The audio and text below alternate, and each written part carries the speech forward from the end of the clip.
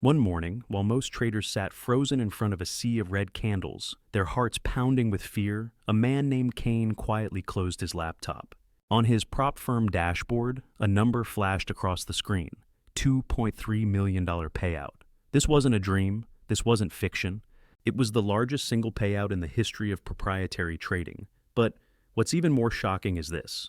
Just a month earlier, Kane's account balance was only $130,000.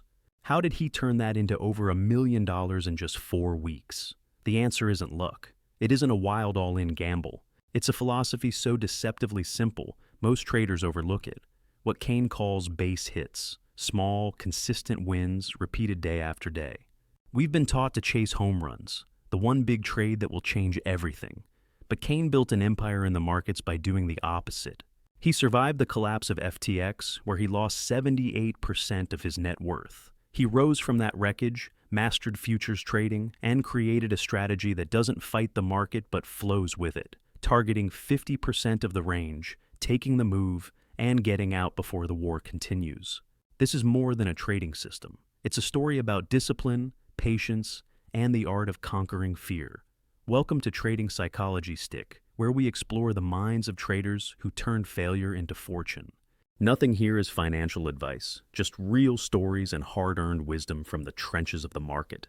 Today, you'll walk with Kane through 12 powerful chapters, from devastating loss to record-breaking payouts, from his proprietary edge to monk-like discipline, from surviving drawdowns to building a trading dojo. And I promise you this, by the end, you will never look at trading the same way again. You'll realize the market was never the enemy. The only battlefield that matters is inside you. Part 1. The Fall. Chapter 1. The Record Holder. What would you do if one morning you opened your account and saw a payout of $2.3 million? Most people imagine champagne, luxury cars, or maybe an early retirement. But when Kane received the largest prop firm payout in history, his reaction was startlingly different. He didn't celebrate. He didn't post screenshots on social media. He simply closed the screen, took a deep breath, and prepared for the next trading day. To him, it wasn't the jackpot. It was just another step in the process. Kane didn't come from Wall Street. He wasn't groomed in hedge funds or investment banks. Before trading, he worked in tech sales, just another man in a cubicle wearing a tie, chasing monthly quotas. But what set him apart wasn't where he came from. It was the quiet fire inside him, the refusal to accept a life where his potential was capped by a paycheck. And yet, the road from office worker to record-breaking trader wasn't paved with luck. It was paved with losses, self-doubt, and the kind of discipline most people never experience in their entire lives. Imagine this. You're sitting at your desk, screens glowing in the dark, futures charts rolling in real time. You know that at any moment, one click could mean thousands gained or lost. Most traders feel their pulse race, their breath quicken. Kane, he sits still, almost monk-like, waiting. That's his edge, not an indicator, not a secret algorithm, but the ability to sit in silence while others chase chaos. That ability to do nothing until the setup is perfect made him the founder of the Lab, a trading community built not on signals or hype, but on discipline and patience. And that discipline gave birth to results no one could ignore. From $130,000 to $1.4 million in a month. From ordinary trader to prop firm legend, with over $3.5 million in payouts across multiple firms. Yet ask him about it, and he'll brush it off as if it's nothing. Because to Kane, success isn't defined by the money you withdraw. It's defined by the consistency you can repeat. Here's something fascinating. When Kane talks about his biggest wins, he often mentions his biggest losses in the same breath. Like the time he held a winning position too long, watching $50,000 in profits evaporate because he got greedy. That pain taught him more than any win ever could. Now he has a rule: take the meat of the move and leave. Let someone else fight for the scraps. What Kane teaches us here is a paradox. The more you obsess over money, the less you make. The more you obsess over the process, the more money finds its way to you. This is the hidden truth that separates gamblers from traders. When you chase the payout, you gamble. When you chase the process, you trade. But Kane wasn't always this calm, collected master of patience. In fact, before his rise came a spectacular fall. A collapse so devastating, it would have ended most trading careers. It happened in the wildest market of them all, crypto. Chapter 2. Crypto Collapse. 78%. That was the number Kane saw disappear from his net worth during the FTX collapse. Imagine logging into your account and watching nearly 4 out of every $5 vanish. Not over years, not even over months, but in a brutal cascade of days. At first, Kane thought he was untouchable. He had made big wins with XRP on Coinbase, turning small bets into windfalls. Like many traders in the crypto boom, he felt invincible, until the very thing he believed would make him rich became the knife that cut him down. Here's the trap. Early success can be the deadliest poison. Jesse Livermore, the legendary trader immortalized in reminiscences of a stock operator, once said, "It's not the market that beats you, it's your own complacency." Kane lived that truth. He wasn't beaten by Bitcoin, he wasn't tricked by charts. He was undone by his own sense of certainty, the quiet arrogance that whispers, "You've cracked the code, you can't lose." And when FTX imploded, taking billions of customer funds and reputations with it, Kane's portfolio crumbled right alongside. Picture the scene. It's late at night. The glow of the screen paints the room in cold blue light. Red candles cascade down the chart, each one another slice into his capital. His heart sinks, his palms sweat, but he doesn't exit. Why? Because he believes, like so many others, that the market has to come back. And then FTX collapses. Withdrawals are frozen, 78% gone. The silence in that room is louder than any alarm bell. But here's where most people stop. They lose, they quit, they curse the market and walk away. Kane did the opposite. He didn't blame crypto. He didn't blame Sam Bankman-Fried. He blamed himself. And in that moment, he realized something life-changing. Complacency is the most dangerous position you can hold. Quick question for you. When was the last time you took full responsibility for a loss instead of blaming the market, the news, or bad luck?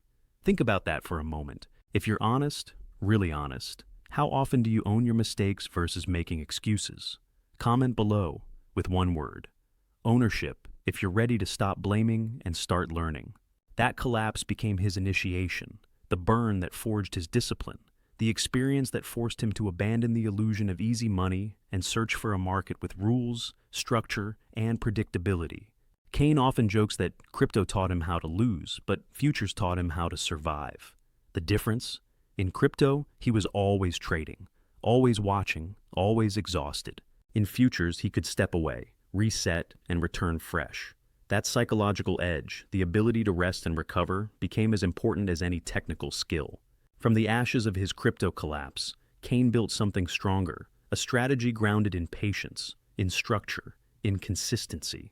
And that strategy would take him from devastation to domination. But first, he had to find the right battlefield. Chapter 3. Futures Pivot. Why would a man who lost nearly everything in crypto decide to walk away from the digital gold rush? Why leave the thrill of 24/7 markets, the promise of overnight riches? The answer is simple: survival. Kane realized he didn't just need another chance to make money. He needed a battlefield where discipline could win, and that battlefield was futures. Unlike crypto, which never sleeps and drags traders into exhaustion, futures markets operate on structure. They open, they close, they breathe with the rhythm of sessions. London, New York, Asia. That rhythm gave Kane what crypto never could: boundaries. The boundaries gave him rest, and rest gave him clarity. He often describes the difference like this. Crypto was a casino without clocks, pumping oxygen into the room to keep you playing until you collapsed. Futures was a chess match. Each move measured, each session a round, each setup an opportunity, not an endless stream of noise, but a carefully timed play. Imagine this scene. It's 9:15 a.m., New York time. The S&P and NASDAQ futures start to hum with volume. Kane is at his desk, but instead of frantically scanning charts like he once did in crypto, he is still, calm, waiting. Because he knows what's coming. The 9:30, open, liquidity injection, volatility spike. It's not about chasing the first candle. It's about anticipating the manipulation that will follow. In crypto, the chaos was constant. In futures, the chaos has a schedule. Trading crypto had nearly broken him, not because of volatility, but because of burnout. the endless screen time, the fear of missing out at 3 a.m., the sickening realization that even when he wasn't trading, he was still chained to his phone, checking prices in bed, in restaurants, at family gatherings. Futures set him free. It gave him the ability to shut down at the end of a session, to recover mental capital, to return sharper the next day. Here's a moment of honesty from Kane himself. He once calculated that during his crypto days, he was making less than minimum wage per hour when he factored in all the screen time. Millions of dollars in volume, but pennies per hour of actual life invested. That realization hit him harder than any loss. Time, not money, was his most valuable asset. And here's the wisdom bomb. Your choice of market is not just about opportunity, it's about alignment. If the market you trade forces you into self-destruction, then it doesn't matter how good your strategy is, you will lose. Kane chose futures not because it was easier, but because it was a market where his discipline could finally thrive. Let me share something personal here. I once knew a trader who made $500,000 in crypto, then lost it all because he couldn't stop watching charts. His wife found him at 4 a.m. I passed out at his desk, phone still in hand. That was his wake-up call. Like Kane, he switched to futures, not for the money, but for his sanity. Sometimes the best trade is knowing when to walk away from a market that's killing you slowly.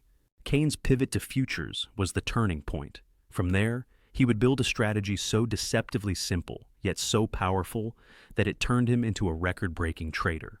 A strategy that would become his signature edge. Part 2. The Method. Chapter 4. The Edge. The market leaves footprints. That's what Kane believes. Not predictions, not promises, but recurring patterns that whisper where liquidity hides. And if you learn to listen, those whispers become your edge. For Kane, that edge lives in 3 interconnected concepts: SMT divergence, the power of 3, and psychological price levels. Let's start with the power of 3. Every day, every session, every chart, Kane looks for the same story playing out again and again. Accumulation, manipulation, distribution. Think of it like a 3-act play. First, the market gathers its strength quietly. That's accumulation. Then comes the deceptive move, the sudden thrust that traps the impatient. That's manipulation. And finally, the real journey begins. As the market delivers in the true direction, that's distribution. The power of 3 is not about predicting the future. It's about recognizing the script the market has used for centuries and positioning yourself where probability tilts in your favor. Now add SMT divergence to the mix. SMT smart money technique compares correlated markets. For Kane, it's usually NASDAQ and the S&P 500. When one market breaks a high while the other lags behind, that divergence is the market's tell, like a poker player's unconscious twitch. It reveals hidden weakness or strength. Imagine NQ sweeping above a morning high at 10 a.m., while ES refuses to follow. To the untrained eye, it looks like momentum. To Kane, it's manipulation. He knows liquidity has been taken, and that's when he strikes. But here's the third piece of the puzzle: psychological price levels. Why does the market seem to gravitate towards certain numbers, as if drawn by invisible magnets? Why do prices stall at round levels like 15,000 on the NASDAQ, or bounce from the 50% midpoint of a range? Because numbers are not just digits on a screen. They are anchors in the minds of traders. Round numbers feel safe, important, decisive. Institutions know this. They hunt stops at these levels like predators at a watering hole. Picture the complete setup. It's 9:58 a.m. The room is quiet. NQ approaches 15,000, a major psychological level. It surges through, taking out the round number. Retail traders pile in, thinking the breakout has arrived. But Kane's eyes are on ES. It doesn't move. It sits still, refusing to confirm. SMT divergence. Then he sees the wick form above 15,000, a liquidity sweep at a psychological level. The power of 3 manipulation phase is complete. At 10:01, NQ snaps back below 15,000. Kane clicks. He's short. He doesn't aim for the entire collapse. He only wants the walk back to equilibrium, the 50% of the range. And when price delivers, he's done. Another calculated win. Here's the deeper truth. Kane isn't trying to conquer the market. He's not swinging for home runs. He's not fighting trends. He's waiting for the manipulation at key levels, the sweep that clears liquidity, and then riding the snapback. This is the opposite of what most traders do. While they chase breakouts, Kane fades them. While they hope for miracles, Kane takes what the market offers. And those discipline moves, repeated day after day, built millions. If you've ever been caught in a false breakout at a round number, watching price reverse immediately after you entered, you've experienced exactly what Kane exploits. The difference is, he's on the other side of that trade. Take a moment and think. Which round numbers have burned you before? Was it 4,000 on the S&P? 100 on crude oil? Share in the comments which psychological level has been your nemesis. Awareness is the first step to mastery. Mark Douglas said, "The market is never uncertain. It simply offers probabilities." That's the essence of Kane's edge. SMT divergence plus power of 3 plus psychological levels doesn't guarantee wins, but it stacks probabilities so high that consistency becomes inevitable. This is Kane's secret. Listen for the whispers of manipulation at key levels and strike when others are blind. But having an edge means nothing without proper risk management. Even the sharpest sword is useless if you don't know how to wield it without cutting yourself. Chapter 5. Position Sizing Mastery. If discipline is the soul of trading, then position sizing is its skeleton, the structure that holds everything together. Without it, even the sharpest strategy collapses. Kane knows this better than anyone. His edge is not just SMT divergences or PO3 setups. His real power lies in how he sizes his trades, how he manages risk so meticulously that even when wrong, he lives to fight another day. Most traders think in terms of wins. How much can I make if this works? Kane thinks in terms of survival. How much can I afford to lose if this fails? That simple shift changes everything. He uses a fixed fractional approach, never gambling his whole stack, never over-leveraging because of emotion. On base trades, he risks a small fraction, enough to keep his capital safe. When multiple edges align, daily bias, H4 confirmation, SMT divergence at a psychological level, he scales, layering entries like a surgeon, making precise incisions. Picture it, a Monday morning, futures spike after open. Kane sees partial confirmation, so he takes a starter position at 20% of his usual risk. Price begins to align with his model, divergence strengthens, so he adds another 10%. It breaks further in his direction, the psychological level is swept, he adds the final 20%. Now the trade is stacked, but each layer only built on strength. If the market had turned against him at the first sign, he would have walked with minimal damage. That's his philosophy. Protect capital first. Press only when conditions are perfect. But here's what separates Kane from amateur traders. He never, ever averages down into a loser. Adding to a losing position is like pouring water into a sinking ship. It might keep you afloat for a moment, but eventually you drown. Kane only adds when the market confirms his thesis, when price action agrees with his analysis. This isn't stubbornness, it's survival. Here's a practical exercise Kane uses with his students. Calculate your maximum risk per trade, then cut it in half. Trade with that half size for a month. What you'll discover is shocking. Your wins might be smaller, but your losses hurt less. Your emotions stay calmer, and paradoxically, your consistency improves. Most traders are overtrading their account size, suffocating under the weight of their own positions. Kane learned this lesson the hard way. Early in his career, he took a sure-thing trade on crude oil with 5 times his normal size. The logic was perfect. The setup was textbook. But the market didn't care about his logic. News hit, oil spiked against him, and in 3 minutes he lost what took 3 months to build. That day he made a vow. Never again would position size be dictated by confidence, only by math. Here's the wisdom bomb. Risk is not about math alone, it's about psychology. If your position is too big, your brain sabotages you. Fear tightens your chest. Greed whispers louder. Patience evaporates. But when your size fits your risk plan, you can breathe. You can think. You can act like a trader instead of a gambler. Kane's genius is not just in technical skill, but in how he protects his mental capital by never letting a trade become emotionally overwhelming. Alexander Elder wrote, "Risk management is the art of surviving 1,000 cuts." Kane embodies this. His millions didn't come from a few lucky home runs, but from countless small wins, small scratches, and controlled risks that let him stay in the game long enough to catch the rare big wave. Speaking of big waves, risk management is what prepared Kane for his most famous trade. The setup that would make history. The $1 million move that proved his process worked. Every trader dreams of it. The one set up so clean, so undeniable, that pressing the button feels less like gambling and more like destiny. For Kane, that moment came in December. He had already built momentum with consistent wins, stacking small victories, preserving his capital. But then the market presented him with something rare, a perfect storm of confluences. Picture the morning. Kane wakes up, checks the daily bias, bearish. H4 structure, confirmed. He marks the key levels, noting that 15,250 on NASDAQ is both a psychological number and previous day's high. At 9:30, the market opens. For 28 minutes, nothing, just noise. Then, at 9:58, it begins. NQ starts climbing toward 5,250. Volume increases. The chat rooms light up with breakout calls. Kane watches ES. It's lagging, struggling to follow.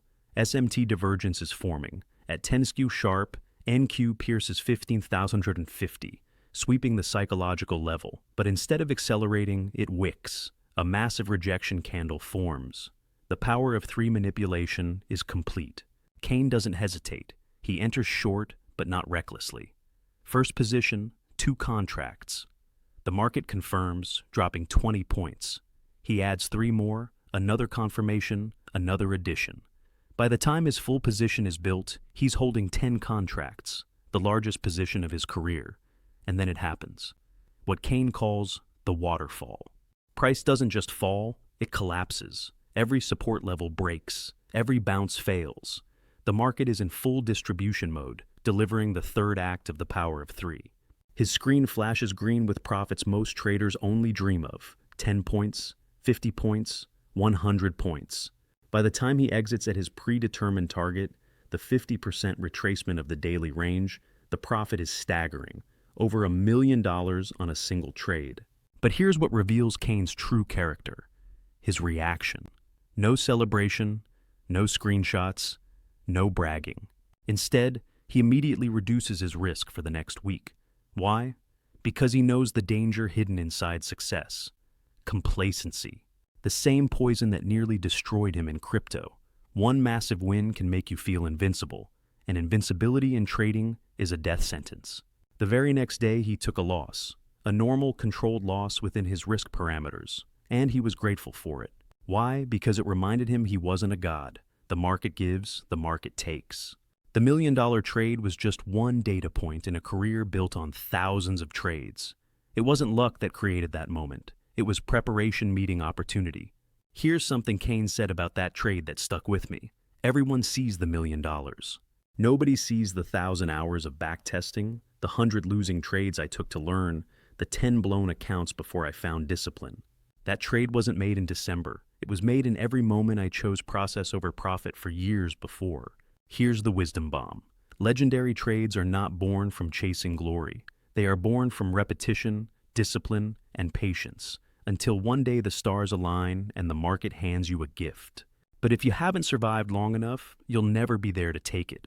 The big money, as Livermore said, comes from the waiting. For Kane, that legendary trade was proof his process worked. But markets don't just test you in moments of glory, they test you even harder in the valleys. And that's where part 3 begins, with the psychology that separates survivors from casualties. Part 3, the mind. Chapter 7, conquering 4 fears.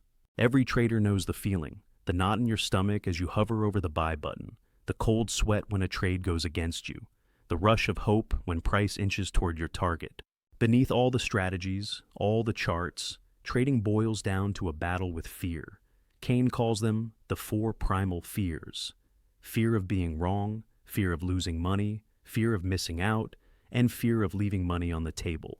Unless you conquer these, the market will conquer you. First, the fear of being wrong.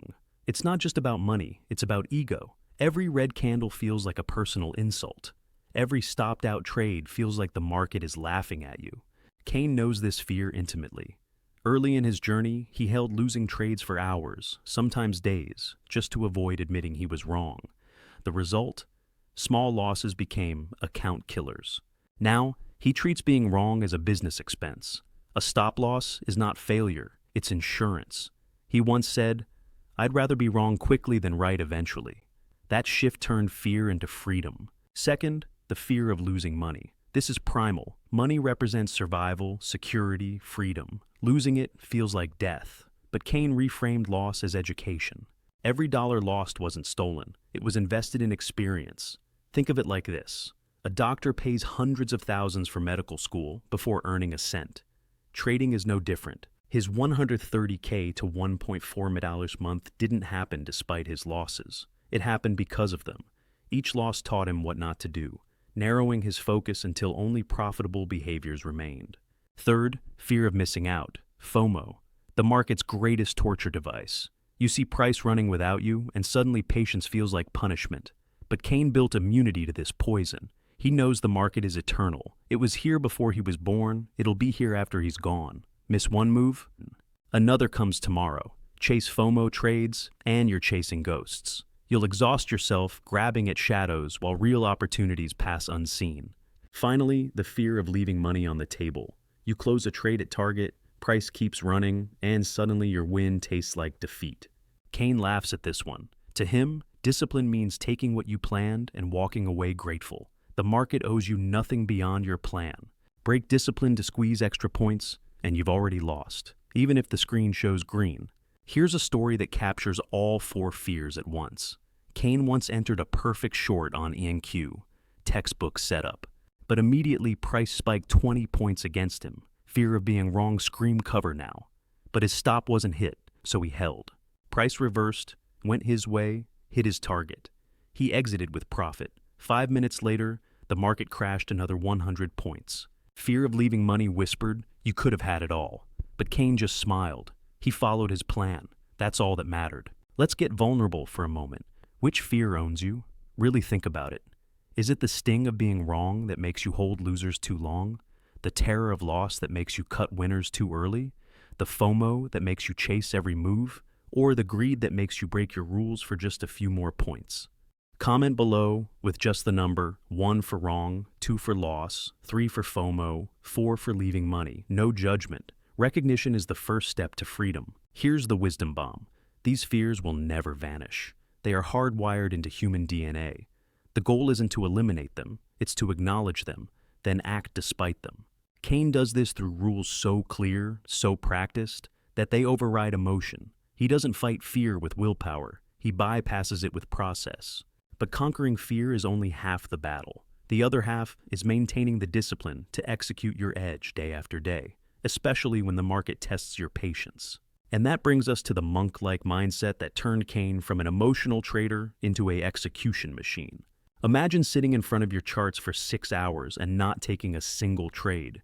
For most traders, that sounds like torture. The itch to click, the urge to act, the need to feel productive, it's overwhelming. But for Kane, that silence is his sanctuary. He treats the market like a meditation, and himself like a monk. His discipline is not about forcing control through willpower. It's about building a mindset so calm, so centered, that inaction becomes as natural as breathing. Kane often says that trading is not about doing more, it's about doing less, better. When others feel adrenaline spike, he slows his breathing. When others are hypnotized by every tick, he zooms out to structure. When others manufacture trades from boredom, he waits for his exact model. And if it doesn't appear, he doesn't trade, period. To outsiders, it looks boring. But boredom is the price of consistency. Picture him in his trading room, screens lit, coffee steaming, alerts set. The clock hits 10 a.m., prime volatility time. Price surges above the morning high. Twitter explodes with breakout calls. Thousands of traders dive in. Kane just sits there, hands folded, breathing steady. He watches for divergence, nothing. He checks the psychological levels, not aligned. He waits for the power of 3, incomplete. Hours pass. His perfect setup never appears. Most traders would feel frustrated, even angry. I wasted a whole day. But Kane, he closes the platform, takes a walk, and calls the day a success. Because success is honoring your rules, not forcing the market to pay you. Here's what most people don't understand. Kane's no-trade days are just as valuable as his winning days. Why? Because every day he doesn't lose is a day his capital compounds through preservation. He calls it protecting your powder. Fire all your bullets at shadows, and when the real target appears, you'll have nothing left but regret. I remember Kane telling a story about a student who complained, "I haven't traded in 3 days. I'm wasting time." Kane replied, "You know what's a waste? Giving back 3 months of profits in 3 minutes because you were bored. The market doesn't care about your schedule. It pays those who wait, not those who want." Here's a simple exercise that will transform your trading. For 1 week, only take trades that match every single rule in your system, not most rules, all rules. If even one condition is missing, don't trade. Yes, you'll trade less. Yes, you'll feel unproductive. But by week's end, you'll discover something profound. Your win rate improves, your stress decreases, and, ironically, you often make more money doing less. The wisdom bomb. Discipline isn't about controlling the market. It's about controlling yourself. The market will do what it wants regardless of your desires. But you always have a choice. Trade or don't trade. Follow rules or break them. Be patient or be impulsive. Kane chose patience so consistently that it became his identity. The monk trader. The man who could sit through chaos without flinching. But even monks face trials. Even the most disciplined traders encounter periods where nothing works, where every trade fails, where confidence crumbles. These are the drawdowns, the valleys of despair that break most traders. But not Kane, because he learned to dance with the darkness. Chapter 9. Drawdown Survival. Every trader dreams of the winning streak, but few prepare for its evil twin, the drawdown. The losing streak, the soul-crushing period when the market seems personally committed to your destruction. Kane knows these valleys intimately, and he knows that survival isn't about avoiding drawdowns. They're inevitable. It's about managing them so they bend you without breaking you. Drawdowns are like storms at sea. You can't stop them. You can only prepare for them. Kane built a framework for these dark periods, rules that protect both capital and sanity. First rule, preset limits. If he takes 6 losing trades in a row, he doesn't double down in desperation. He cuts size by 50%. If the streak continues, he stops entirely. Not forever, just long enough to reset mentally.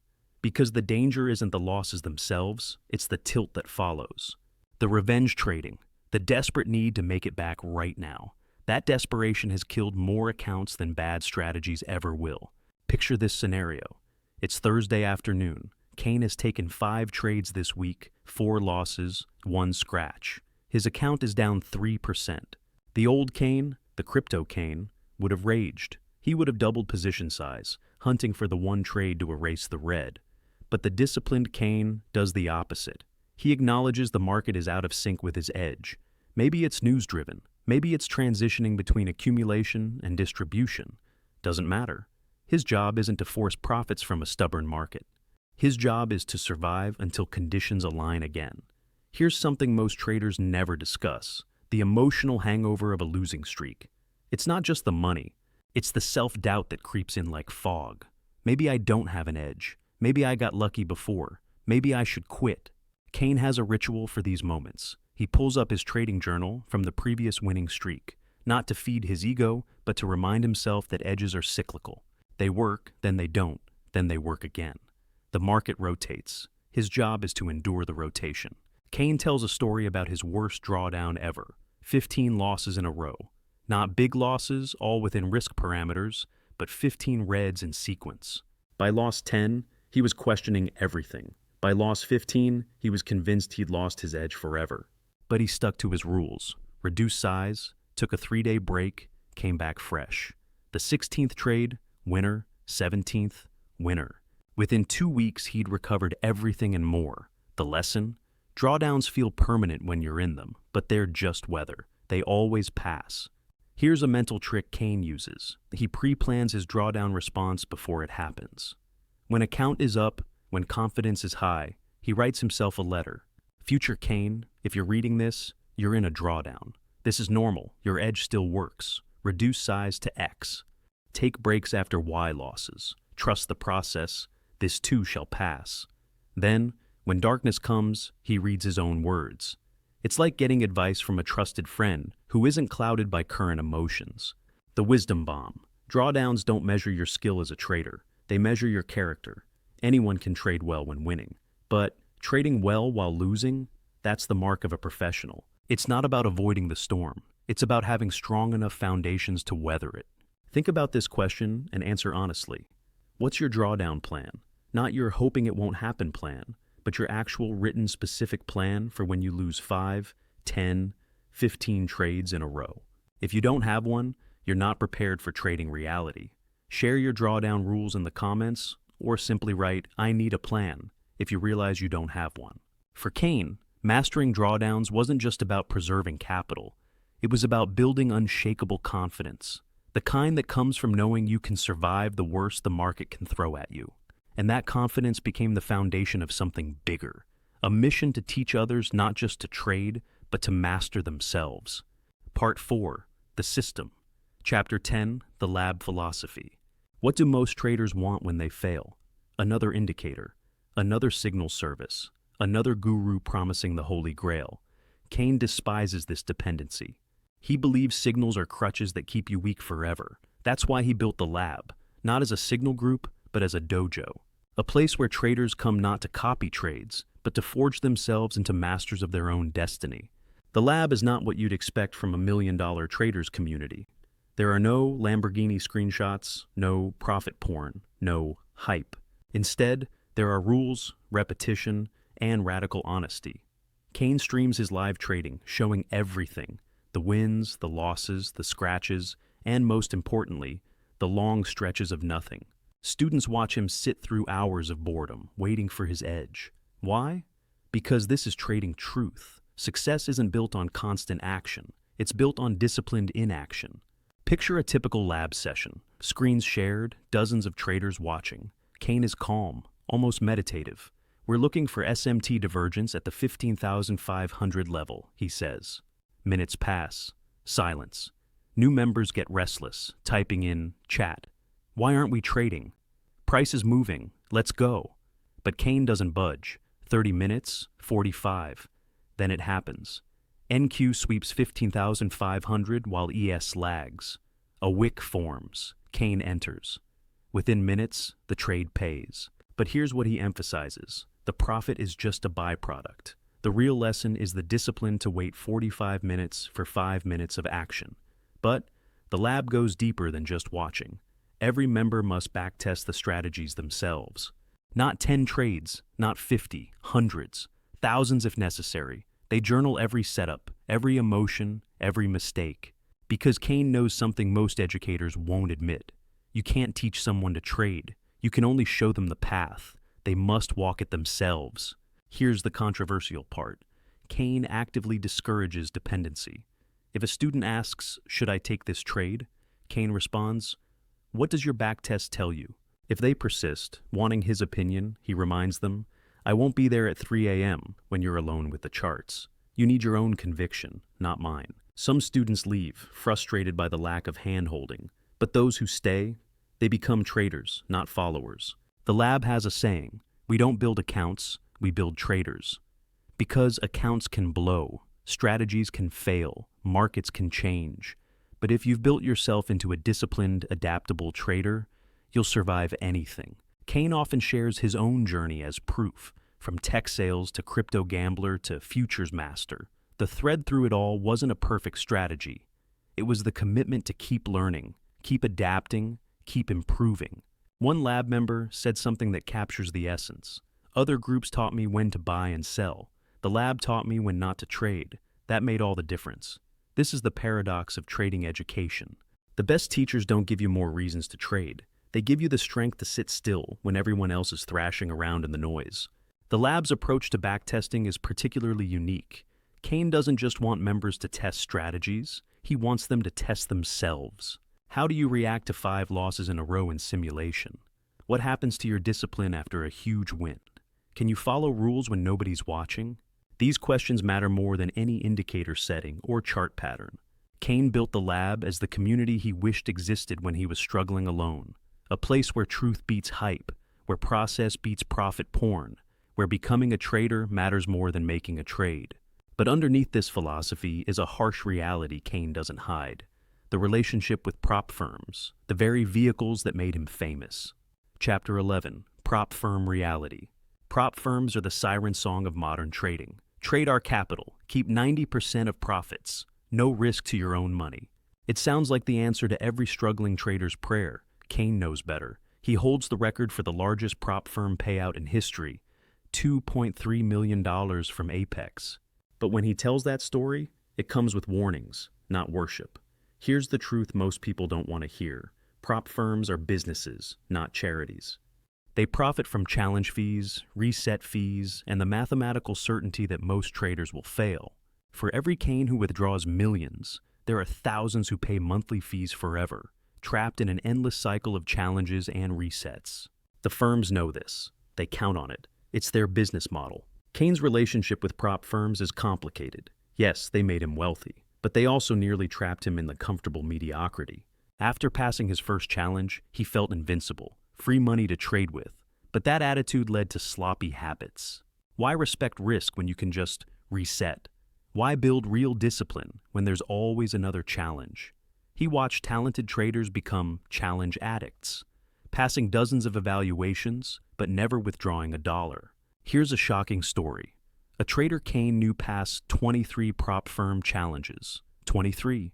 His social media was full of certificates, congratulations, humble brags about his funded accounts. But when Kane asked how much he'd actually withdrawn, the answer was devastating. Negative $8,000. He'd spent more on challenge fees than he'd ever withdrawn in profits. He was a professional challenge passer, not a professional trader. So, why did Kane succeed where others failed? Because he used prop firms as tools, not crutches. He already had discipline from his futures journey. He already had an edge from thousands of hours of backtesting. He didn't need prop firms to make him a trader. He used them to scale what he'd already built. That's the key difference. Prop firms can amplify success, but they can't create it from nothing. After his record payout, something interesting happened. Apex froze his accounts. Too successful, too fast, too much liability. Other firms started watching him, implementing rules to prevent another Kane. This revealed the ultimate truth. Prop firms want profitable traders, but not too profitable. They want success stories for marketing, but not success that threatens their business model. Kane's advice about prop firms is nuanced. For beginners, stay away. Build your edge first. Trade a small personal account until you have consistent profits for at least 6 months. For intermediate traders, use them carefully, 1 or 2 accounts maximum. Treat them as scaling tools, not primary income. For advanced traders, use them temporarily while building your own capital. The goal must always be independence. Here's an exercise Kane recommends. Calculate how much you've spent on prop firm fees versus how much you've withdrawn. Include challenge fees, reset fees, monthly fees, everything. If the number is negative, you're not trading, you're gambling with extra steps. That harsh reality check has saved many lab members from the prop firm trap. Time for honest reflection. If you're using prop firms, are they serving you or are you serving them? Are you building toward independence or just renting success month by month? There's no judgment here, only awareness. Comment building if you're using them strategically, or trapped if you realize you're in the cycle. The ultimate wisdom: prop firms are like training wheels. Useful when learning to ride, but if you never take them off, you'll never know true freedom. Kane's millions from Apex weren't the destination. They were fuel for the real goal: complete trading independence.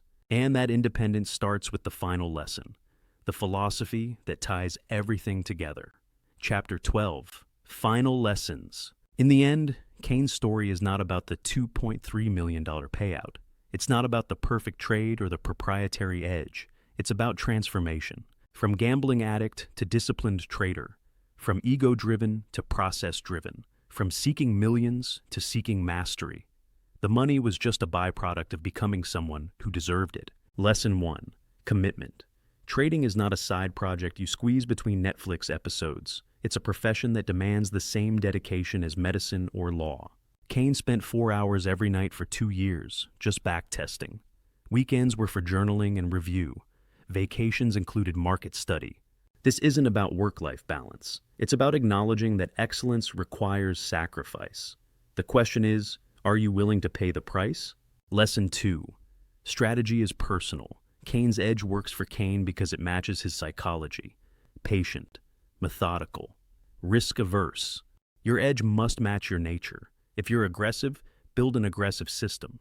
If you're conservative, build a conservative system. Stop trying to trade like someone else. Start trading like the best version of yourself. Lesson 3.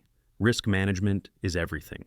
You can be wrong 6 times out of 10 and still be profitable if your risk management is correct. But you can be right 9 times out of 10 and still blow your account if your risk management is flawed. Kane never risks more than he can emotionally afford to lose. Not financially afford, emotionally afford. There's a difference, and it matters. Lesson 4. Psychology is the real edge. Everyone has access to the same charts, same indicators, same information. What separates winners from losers is what happens between your ears. Can you sit through boredom? Can you accept losses? Can you take profits without greed? Can you stay disciplined when nobody's watching? Lesson 5. Consistency compounds. Kane didn't make millions from one amazing month. He made millions from hundreds of ordinary months stacked together. Small wins, protected capital, repeated process. The market doesn't reward brilliance. It rewards consistency. Be boring, be repetitive, be mechanical. Let exciting be for spectators. You're here to work. Lesson 6. Never stop learning. Markets evolve. Strategies decay. What works today might fail tomorrow. Kane still studies every day, still journals every trade, still questions every assumption. The moment you think you figured it all out is the moment the market begins planning your humiliation. Stay humble. Stay curious. Stay adaptive. Here's something Kane said that changed how his students see trading. The market is not your enemy. It's your teacher. Every loss is a lesson. Every win is a test. The question is not whether you'll make money today. The question is whether you'll still be here in 5 years, wiser, calmer, freer than you are right now. The truth bomb. Money is just a side effect. The real reward of trading is who you become in the process. You start as someone controlled by fear and greed. If you survive, you emerge as someone who has mastered both. You begin desperate for profits. If you endure, you find yourself pursuing excellence. The charts aren't just charts. They're mirrors reflecting your inner world. And if you're brave enough to look, really look, they'll show you exactly what needs to change. Kane often tells his students, I can teach you my exact strategy, give you my exact rules, share my exact setups. But unless you do the inner work, unless you conquer your own demons, unless you build your own discipline, you'll still fail. Because trading success isn't about what you know. It's about who you are. The market is the ultimate judge. It doesn't care about your degree, your background, your excuses. It only cares about your discipline, your patience, your ability to follow rules when every cell in your body screams to break them. Master that, and the money follows. Fail that, and no strategy can save you. You've just walked through Kane's entire journey, from losing 78% in the FTX collapse to holding the largest prop firm payout in history, from emotional gambling to monk-like discipline, from seeking quick profits to building lasting mastery. 12 chapters of brutal honesty about what it really takes to succeed in the markets. But knowledge without action is worthless. So here's your challenge, your first step on the path Kane walked. For the next 5 trading days, do this. Take only 1 trade per day maximum, just 1. And only if it meets every single rule in your system. If no perfect setup appears, take no trades. 0. Track how this feels. Track your results. Track your emotions. Why this challenge? Because it forces you to confront your real enemy, yourself, your impatience, your FOMO, your need for action, your addiction to the screens. If you can't do this for 5 days, you're not ready for trading. You're still gambling, just with better vocabulary. Now, I need you to make a commitment. In the comments below, type these 4 words. I choose process over profit. That's it. 4 words that will reshape your trading forever. And if you know someone who needs to hear Kane's story, someone struggling with blown accounts and broken dreams, share this with them. Sometimes one story, one perspective, one moment of truth is all it takes to change everything. If you're ready to continue this journey, to hear more stories of traders who transformed failure into fortune, subscribe to Trading Psychology Stick. This is not about entertainment. This is about building a community of traders who choose discipline over drama, process over profit, mastery over money. Remember Kane's most important lesson. The market doesn't owe you anything. Not profits, not fairness, not success. But if you show up with discipline, if you respect the game, if you master yourself before trying to master the charts, the market will reward you with something worth more than money. It will reward you with the knowledge that you can survive anything, adapt to anything, overcome anything. The path is clear. The tools are in your hands. The only question left is this: will you walk the path, or will you keep searching for shortcuts that don't exist? Your trading life changes today, not because of what you learned, but because of what you'll do with what you learned. Kane turned disaster into millions by choosing discipline over desperation, by choosing patience over panic, by choosing process over profit. Now it's your turn. The market is waiting. Show it who you've decided to become.